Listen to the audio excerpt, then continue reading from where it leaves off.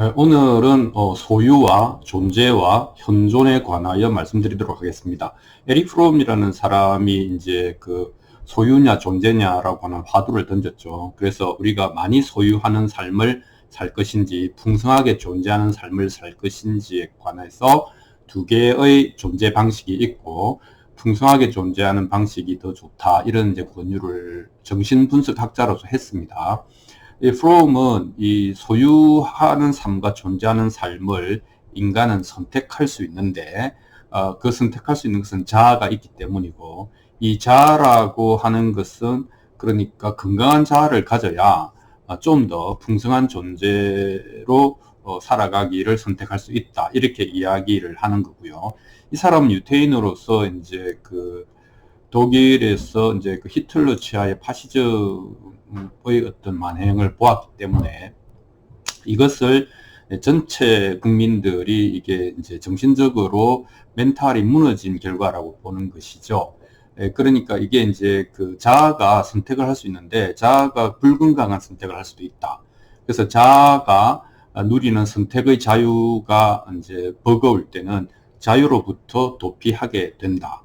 그렇게 해서 휩쓸리게 된다라고 하는 것이죠. 그렇게 되면은 파시즘이 등장하고 사회가 무너지고 인류가 갖고 온 문명이 파괴될 수 있다. 뭐 이게 2차 세계대전을 바라보는 이제 에릭 프롬의 존재냐 소유냐 하는 문제의식에 들어가 있는 내용입니다.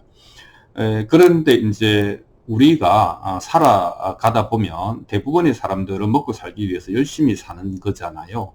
그런데 거기서 조금 정신적으로 들어가 보면 어떤 사람들은 원대한 목표를 세우고 야심차게 계획을 추진하고, 그래서 노력해서 성취를 하고 많은 것을 가지고 많은 것을 쌓아서 높은 곳에 올라서 세상을 굽어보는 것, 이것이 성공한 삶이다라고 아주 대놓고 소유지향적인 삶을 살기도 합니다. 그리고 대부분의 사람들은 아니 그러니까 나도 한 멋지게 남보란 도시 혹은 남부럽지 않게 살아가는 거, 그건 뭐 문제냐, 이렇게 이야기를 하죠.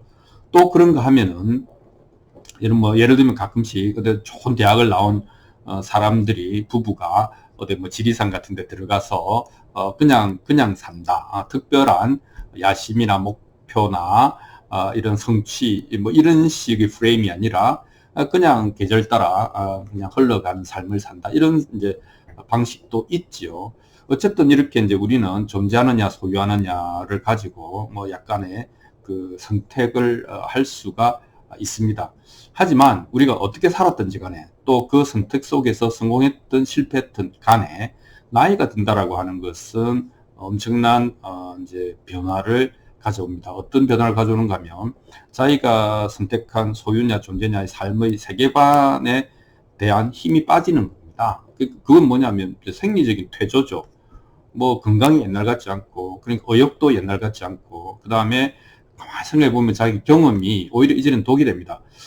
저걸 하려면 이런 것들이 필요한데, 이런 것들을 유지 관리해야 되는데, 그러면 일단 머리가 아파오기 시작하고 자신이 떨어지기 시작하는 거죠. 그러니까 새로운 일을 벌리려고 하지 않습니다. 그래서 이제 심지어는 많이 소유해보고 많은 이제 경험을 누려본 사람조차도 근데 실제로 가서 보니까 별거가 아닌 것 같은데, 이런 생각이 드는 거예요. 물론 이제 잘 안 된 사람은 이제 더 안 좋겠죠.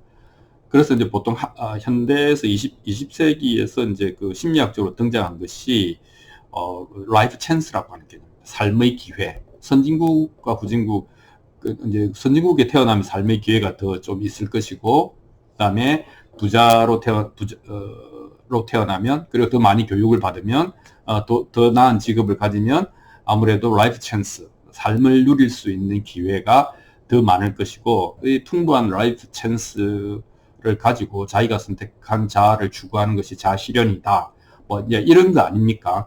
근데 이제 실제로 이제 뭐 50대, 60대, 70대 이렇게 넘어가면서 나름 성취했다고, 사회적으로 성취했다고 이제 객관적으로 말해지는 사람들조차도 별거 아닌데 좀 허무한데 이게 전부야, 이런 생각을 하는 겁니다. 그래서 성공한 사람들에게서 느껴지는 허무감이 상당합니다. 그래서 이게 이제 이런 게 있죠.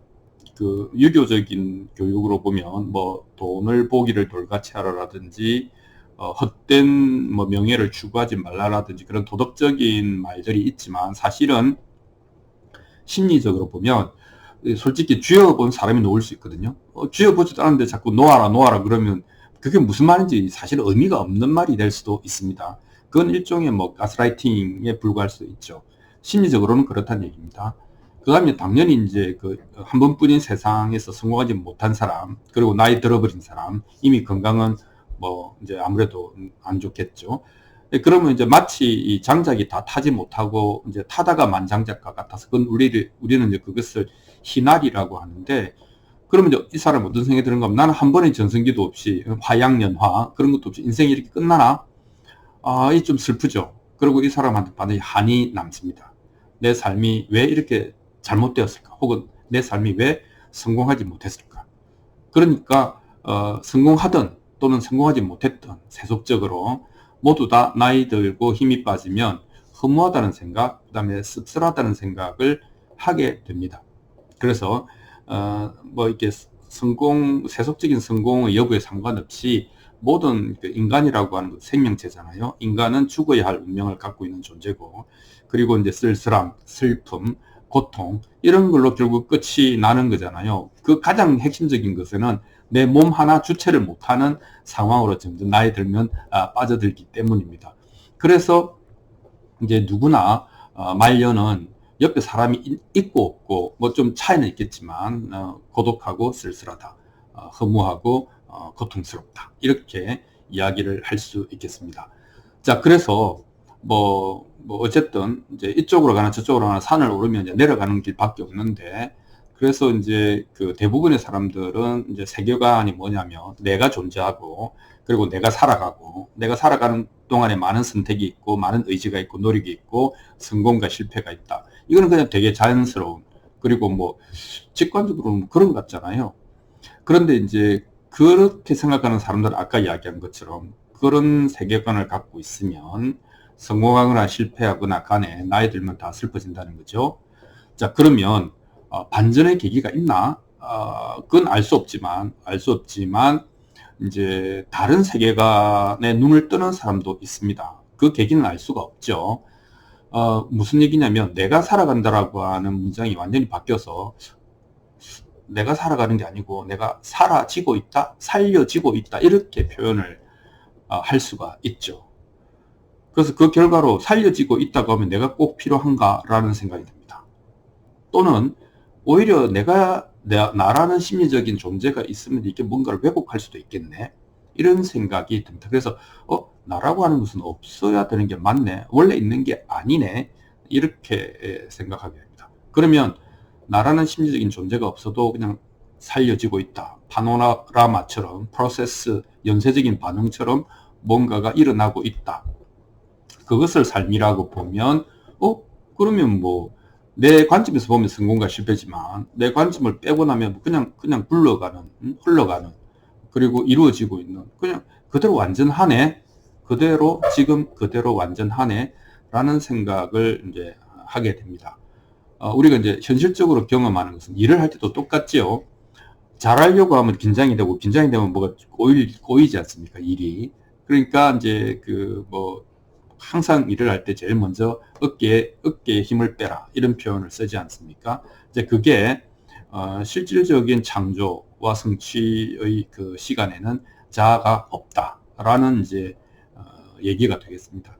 자, 그래서 이제 소유하는 삶을 살든 풍성하게 존재하는 삶을 살든 그게 1세계관, 제1프레임이고 제2프레임은 내가 필요 없잖아요.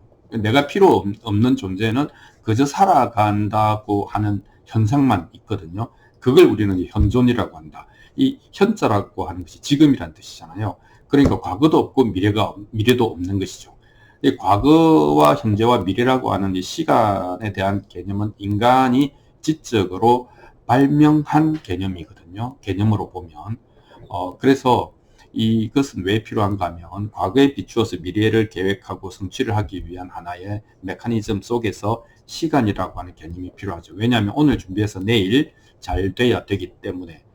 그래서 만약에 내가 없다, 두 번째, 그리고 그래서 어떤 특정한 목표가 없다 라고 하면 이 시간이라고 하는 메커니즘은, 적어도 심리적인 시간이라고 하는 메커니즘은 필요가 없어지는 겁니다. 그래서 오늘을 내일을 위한 준비기간으로, 그러면 어떻게 됩니까? 지연된 만족, 억제된 만족. 오늘 나는 나를 억누르고 내일을 위해서 노력하면서 살아가는, 그것을 자기의 선택이라고 생각하고, 그리고 이제 미래에 보상받을 거라고 생각하고, 뭐 실제로 그렇게 되죠. 세속적으로 되기가 그럴 확률이 높죠. 노력하니까. 이제 그렇게 됩니다. 하지만 이제 내가 살아가는 게 아니고 그냥 살려지고 있는 거네. 내가 필요 없네. 라고 무아를 터득하게 되면 어떻게 됩니까? 현존하게 되고, 현존하게 되면 특정한 목표 같은 것은 있을 수가 없게 되고, 그렇게 되면 과거, 현재, 미래의 시간이라고 하는 심리적 개념은 필요가 없습니다. 그러니까 나는 그저 살아가는 생명체, 그 생명체의 역동, 생기발랄한 역동, 그것밖에 아닌 것이죠. 그것으로 충분한 것이죠. 자, 그래서 우리가 아까 대부분은 성공하든 성공하지 못하든 허무감과 씁쓸함으로 슬픔 속에서 죽어갈 수밖에 없다, 이렇게 했는데, 어떤 계기가 있으면 이게 다른 세계관에 눈을 뜨게 될까? 이제 그 반전의 계기를 이제 불교적으로 이야기하면 사띠라고 하는 것은 올바르게 관찰하다라는 뜻이잖아요. 올바르게 관찰해서 실상을 보게 되는 거거든요. 그래서 그 실상이라고 하는 것이 이제 연기법이라고 이야기하는 것이죠. 첫 번째 프레임, 그죠? 내가 노력해서 살아간다라고 하는 프레임에는 인과가 있습니다. 올바른 원인을 심으면 좋은 결과가 나올 거야. 내가 노력하면 성공할 거야. 그렇죠? 그래서 노력이 인풋이고 성공이 아웃풋이죠. 보상을 받는 것이죠. 그것이 인과법입니다. 근데 붓다는 인과법을 말하지 않고 연기법을 말하는 것이죠. 연기법은 뭐냐면, 네가 전생에 나라를 구했으니까 이번 생에 뭐 금수저로 태어났다, 이런 게 아닌 거예요. 그게 뭐냐면, 또 네가 고시공부를 3년간 머리띠를 지금은 고시공부가 없지. 하여튼 뭐 의대 공부든 이렇게 해서 지금 뭐 검사 판사가 되고 의사가 되고 그렇게 해서 훌륭한 직업을 가지고 잘 살게 돼. 이런 식의 말이 아닌 거예요. 연기법이라고 하는 것은 그런 식의 그 뭐라 그럴까, 성공학 이런 게 아닙니다. 뭐냐면 연기라고 하는 것은 모여서 함께 일어나다라는 뜻이거든요. 그러니까 어떤 이런 그 현상을 이루는 무수한 조건들이 함께 모여서 일어난다, 이런 뜻입니다. 그건 정확하게 보면 네가 이런 짓을 했기 때문에 저런 결과가 왔다라고 하는 그 인과법은 아닙니다. 그래서 연기법이라고 하는 것은 조건들이 함께 모여서 일어난 거기 때문에 그 이제 개체에게 책임을 물을 수가 없어요. 개체를 칭찬할 수도 없고 비난할 수도 없어요. 그러니까 개체가 없어도 되는 거예요. 그래서 조건들만 있는 거예요. 조건들의 상호작용만 있는 거예요. 그래서 조건들의 상호작용이 막 일어나면은 있는 것처럼 보이고, 조건들이 상호작용이 흩어지면은 소멸한 것처럼 보이는 것, 그죠? 그래서 현상은 있지만 그 현상의 그 본질이나 주체는 없다라고 하는 것이 연기법이다. 그럼 당연히 이 연기법에서 어떻게 되겠습니까? 조건은 서로 상호작용하고 변화하니까 현상도 변화하겠죠. 그래서 무상한 거예요. 영원히 존재하는 그런 건 아니구나. 두 번째는 그러므로 조건에 따라서 변화가 무상하기 때문에 영원 불멸의 어떤 실체 같은 거 뭐 이런 거 굳이 생각할 필요가 없구나. 근데 이제 우리는 뭐 영원 불멸을 꿈꾸지는 않아도 요게 이제 좋다면, 내가 이 상황이나 환경이나 이게 마음에 들면 요게 한동안 계속되기를 바라잖아요. 보통 이제 우리 괴로움의 근원 중에는 이제 계속되기를 바라는 마음이 있겠죠. 자, 이것이 반전의 계기다. 그래서 우리가 살아가다가 어느 순간에 내가 살고 있다가 아니고 그냥 살려지고 있네. 그리고 살려지고 있기 때문에 나라고 하는, 적어도 심리적 자아라고 하는 것이 굳이 필요하지 않겠네. 세 번째는 심리적 자아가 오히려 더 나를 왜곡으로 빠뜨리고 괴로움의 원천이 되는 거네 라고까지 이제 들어가면은, 그때 비로소 뭐 많이 소유하느냐, 풍성하게 존재하느냐, 이런 그 자아의 문제가 아니라 무아의 삶, 현존의 삶, 이것이 가능해진다. 뭐 이렇게 이야기를 할 수 있겠습니다. 오늘 여기까지 하겠습니다.